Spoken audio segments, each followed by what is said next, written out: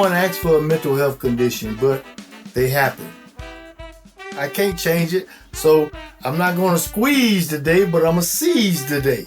What I mean by that is, hey, I'm going to just keep on working the best I possibly can, take care of myself as best as I possibly can, and hopefully someone somewhere will hear this and hopefully try to take care of themselves a little bit better. That was Ray Charles Lay, a man who has lived the blues but now has found a new tune and a rewarding life by giving back to others.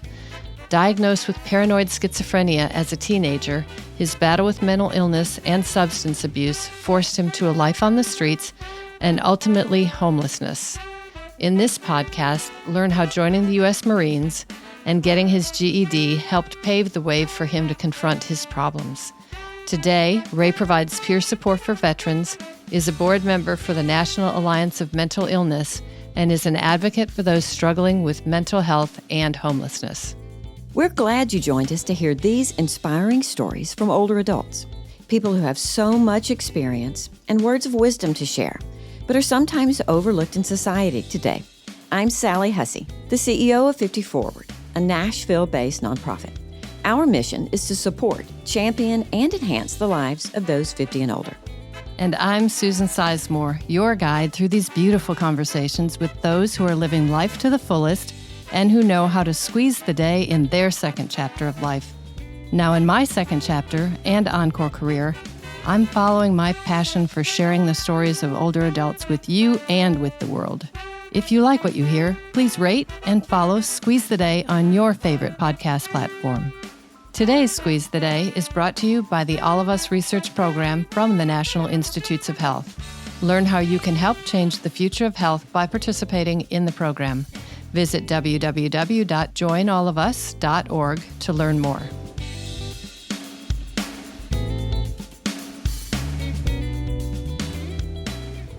So let's get started, Ray. I'm very intrigued by your past and present. So first, welcome to Squeeze the Day. Thank you. Thank you very much for having me. So your story is so interesting, and I'd like to start way back in your childhood. Will you tell us a little bit about the near-fatal accident that changed your life? Yes, I was on a trip with my parents, my mother and my father, to get my brothers from Mississippi, and we were involved in a car accident, and I went from the backseat through the windshield. I was rendered unconscious for 3 weeks. And when I regained consciousness is when I began hearing, seeing, and interacting with what I came to know as my guardian angel. I interacted with my guardian angel for quite a while, committing an abundant amount of antisocial acts, until at the age of 15, I was court committed to a state-run mental institution. Today, that state-run mental institution is known as Westville Correctional Facility, part of the Indiana Department of Corrections. But when I entered it March the 16th, 1971, it was known as Beatty Memorial Hospital for the Criminally Insane. Wow, that's so much at such a young age. I'd love for you to share a little bit with our listeners about being in a boys' school and later in a juvenile detention center as a young teen, kind of what led up to that. That must have been just a really difficult time for you and for your parents. Well, yes, it was for me and for my parents.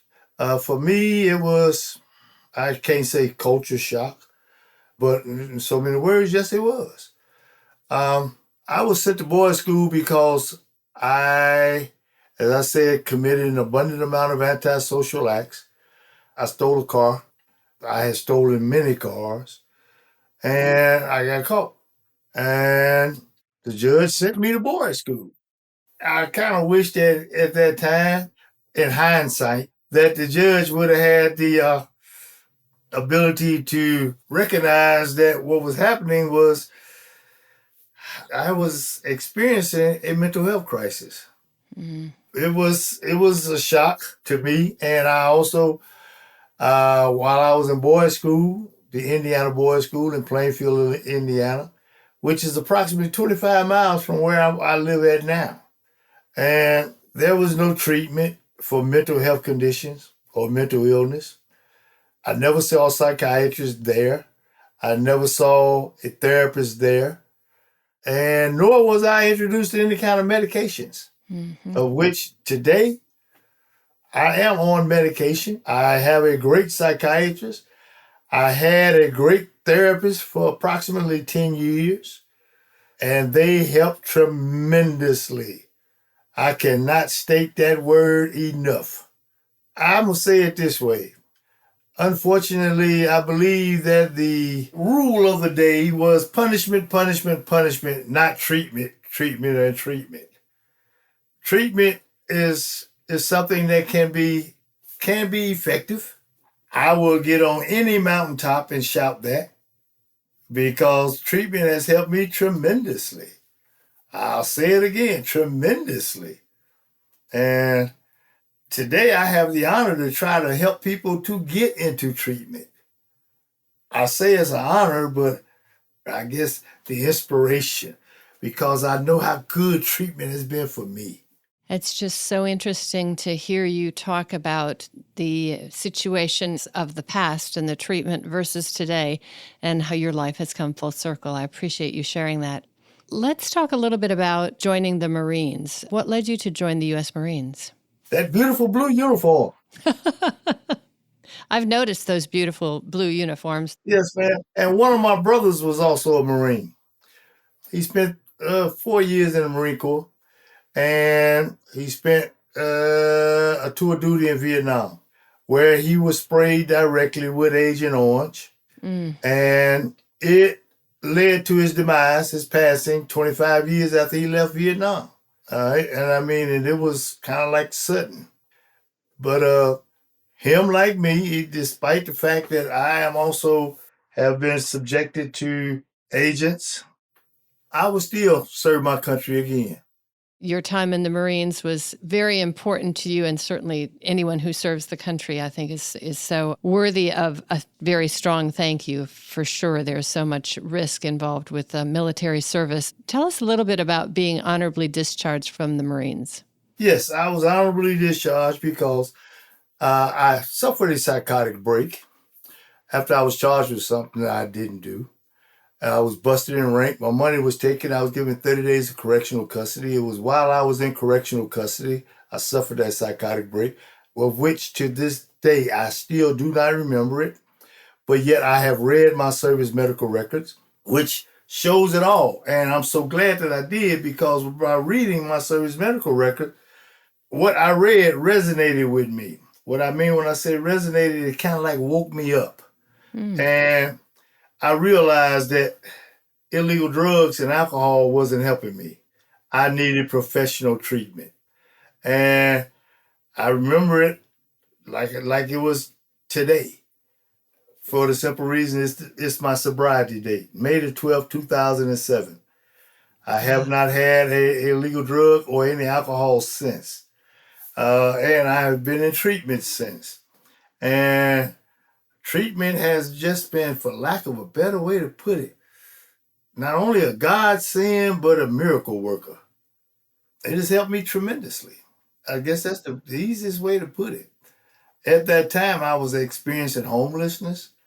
And a few years earlier, while I was still experiencing homelessness, a licensed clinical social worker asked me, was I in treatment for my schizophrenia? And I asked her, what is schizophrenia? I did not know what it was then. Come to find out, approximately a couple of years later, I was diagnosed with schizophrenia while I was in the state mental hospital. And you found out about it how many years later? About 2 or 3 years later, after she asked me that, I actually found the diagnosis. And no one ever told me that I had been diagnosed with schizophrenia or what is schizophrenia. I know now because I've done a lot of personal research over it. Schizophrenia is the most disabling brain disorder known to man. It is characterized by people experiencing hallucinations and delusions, cognitive deficits, and possibly antisocial acts or antisocial behavior. So after that diagnosis, will you help us walk a mile in your shoes, especially living with mental illness and on the streets? It is terrible. At that time, I'm kind of more than sure that I was more pronounced than I am today, because I have made, for lack of a better way to put it, a conscious effort to try to not be as pronounced as I was at that time. I used to talk with my voices. I do hear voices that others do not hear. And I was delusional. And I do believe I'm still a little delusional, but I am not as delusional as I was.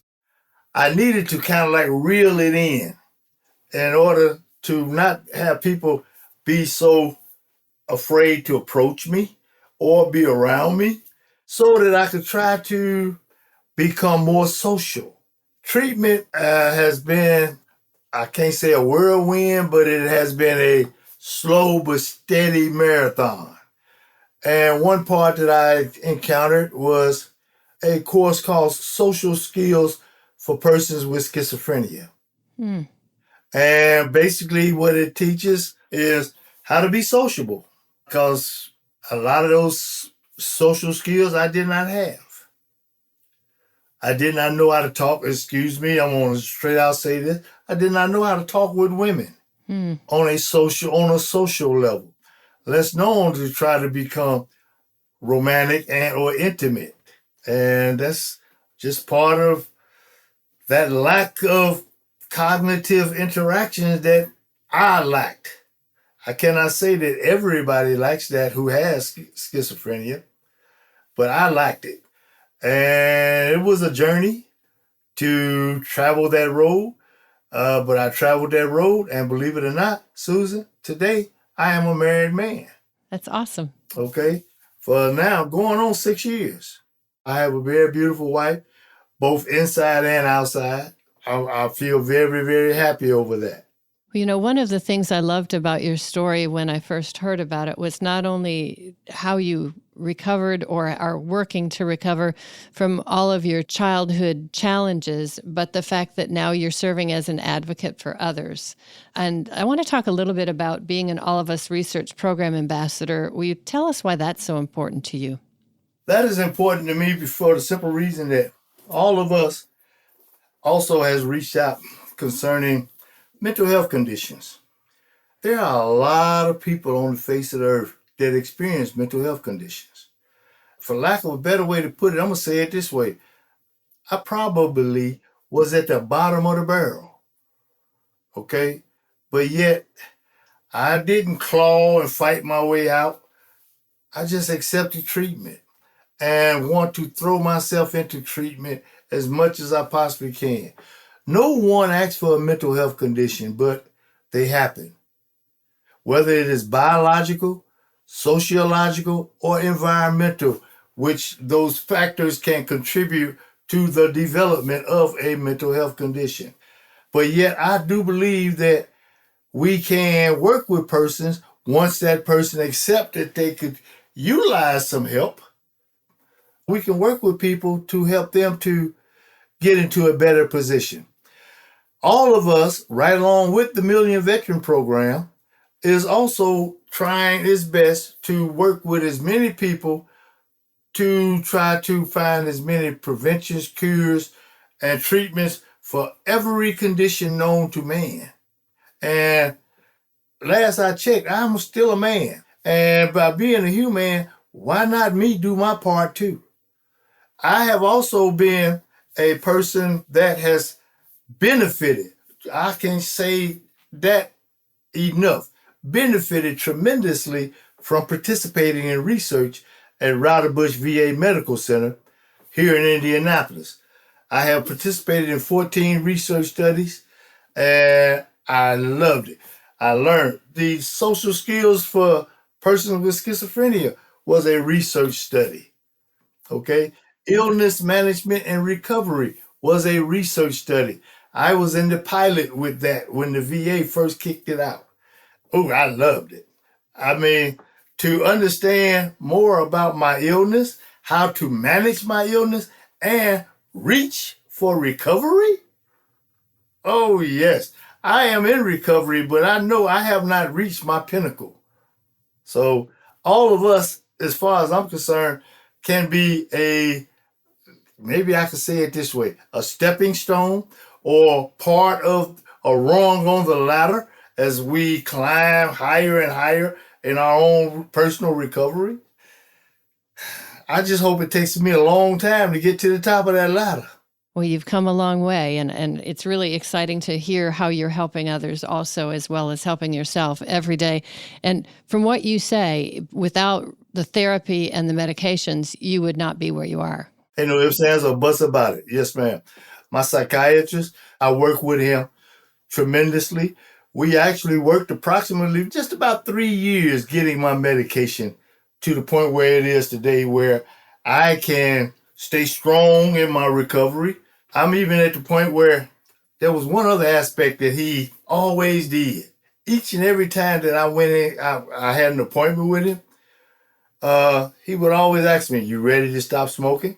You ready to stop smoking?" Finally, on December the 12th of 2008, I stopped smoking. He gave me as much help as he possibly could. He gave me the gum, the patches, the lozenges, even Chantix. Chantix kicked up my suicidal ideation, so I bagged up from it real quick. So, but I have not smoked a cigarette since December the 12th of 2008. That's wonderful. That's great news. And he still works with me. My blood pressure had been going kind of like wiggity whack. I'm going to say it that way. But he worked with me, working with my medications, because some of my medications are blood pressure medications that we are using off label, but they are helping. Very good. Self-care is really critical for everyone's well-being. Yes, most definitely. If this story is motivating you to look closer at someone's life and to learn more about how tough times can create larger opportunities, reach out to a neighbor or friend to learn more about them. Squeeze the day by getting involved in your community to deliver food or engage and learn from the wisdom and experience of an older adult. If you'd like to learn more, visit 54.org. That's FIFTY, Let's make a difference together. And now back to our show.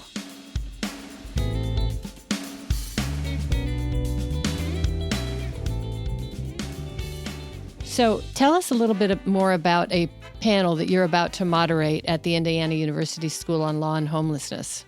This panel, I was amazed when they came and asked me to be the moderator. Well, they didn't come and ask me. They actually sent me an email while I was down. My wife and I were down in Charleston, South Carolina, for the opening of the International Museum of African American History and Culture. About 10 years ago, maybe a little more, I found out that my great-grandfather was brought to the United States as a slave into Charleston, South Carolina, from Lagos, Nigeria. And I've done my DNA, found out that I'm almost 50% Nigerian. But anyway, to do this panel, man, I can't say it's a pinnacle either, because I'm going to still reach for more. But this, to me, is a great honor. It is on homelessness and health. And I am one who, I get on the mountaintop in a heartbeat and shout the benefits of housing to help increase a person's health. Because my health was declining all while I was homeless. But I was able to try to pick it back up. And I picked it back up quite a bit. And I also found out that I have cancer. But I am in treatment for the cancer. The numbers are better. So I can't complain. I will not cry. I do believe that I was subjected to the impetus for the cancer from Camp Lejeune, North Carolina, which I was based at. And I drank that nasty water and bathed in that nasty water.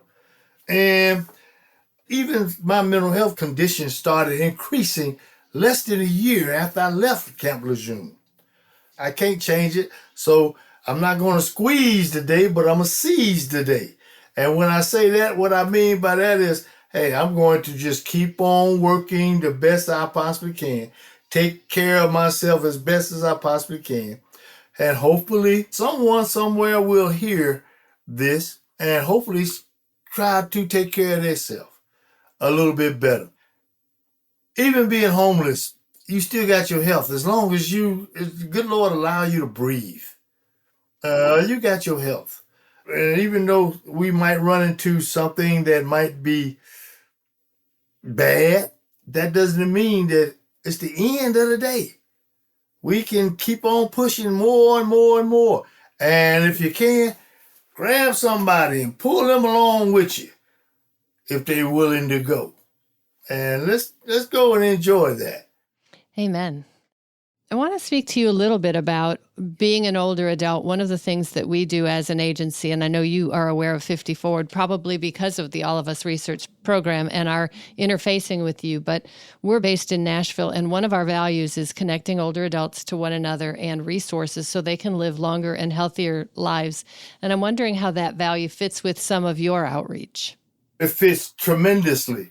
One thing, as I did what I call my self-psychoeducation, I learned that persons with schizophrenia live 25 years less than persons without. So I felt like this, and I still feel like this. I want my 25 years back. So I am going to try my best. If that means stop drinking, stop smoking, take my medication, exercise, eat better, I'm going to do all of that. And I am doing all of that.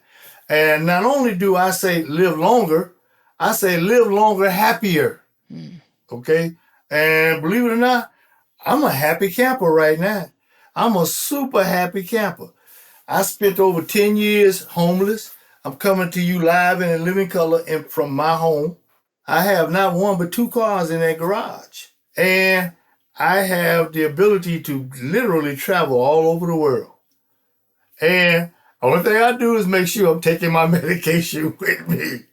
I have the ability to communicate with my doctor literally from anywhere in the world. So I just try to do that and try my best to, if I run into somebody who might be experiencing something that I have been through, hey, that to me is a cue for me to try to talk with that person. Good for you. Refuse to be ashamed. That makes me think of something else. Do you serve as a mentor to younger adolescent males specifically? I will. I am not there specifically yet. We are trying to do as much as we possibly can along that arena. When I say we, I am a member of the board of directors with the National Alliance on Mental Illness, both for the nation and the state of Indiana. We are both reaching out to our youth and young adults because, unfortunately, the average age of onset for a person to develop a mental health condition for a male is between the ages of 15 and 30, and because mental health conditions does not discriminate for a female between the ages of 18 and 30. That is not my numbers. Those are the research numbers. But if we can get a communication going with them earlier, hopefully we can get them into treatment and they can have a much better pathway of life. You know, and one of the things that you mentioned, it caught my attention when you said that you were on the NAMI board of directors. Did you ever think that you would go from your lowest low to that level of being a respected advocate and expert on mental health and veterans' health? No, I did not. And, you know, some days I do have to pinch myself because, yes, I feel good to be there, but I also feel like I ain't reached the pinnacle yet. Well, you certainly serve as a great role model. And I want to ask you just a couple questions. We do a speed round of questions with people just to kind of break up the interview, but also just for a little fun. So just 1 or 2 word responses to a few questions, if you don't mind. As many as you can get. Come on with it. What would you tell your younger self? It's going to get better. Is there something you've yet to accomplish that would be the pinnacle of your career? A MD degree as a psychiatrist. Good goal. Who has been the most positive influence on your life? One of my therapists. She was just straight up inspirational. I'm going to put it that way. Are there lessons that you've learned about yourself and others during these ups and downs, and what are they? Never give up. So I've got a couple questions that we ask all of our guests too. One of them is, what is one piece of advice that an older adult or perhaps a parent shared with you that at the time you thought this is silly, but now that rings true to you in your everyday life? Well, always look out for that rainy day. Do you think they meant financially? I know they meant financially. Uh-huh. Okay, and yes, and I am prepared for a rainy day. I hope it never comes, but I'm prepared for it. You're absolutely right. Sometimes there are conditions or circumstances beyond our control that could present things, and it would be nice to know that you've got some sort of provisions for a rainy day. Yes. And what is it, Ray, that you do to squeeze the day? Other than take my medication, keep a positive outlook. If I run into situations that are troubling and or stressful, I'll either walk away or figure out something else better to do. The day today is a gift. This is a gift. And that's coming from someone who has been literally dead 3 times. Yes, from that car accident, they told me I was gone. I was shot 5 times, and I bled out after I was stabbed in my carotid. So I believe there is a higher power. I call it real simple, God Almighty. And He got something for me to do. And I'm just rip-roaring and ready to continue doing it as much as I possibly can. I have goosebumps from that answer. Thank you so much for joining us today. Your story is inspiring and reinforces that challenges can and do become opportunities. We can learn so much from one another, and certainly from experiences just like yours and of those in their second chapter of life.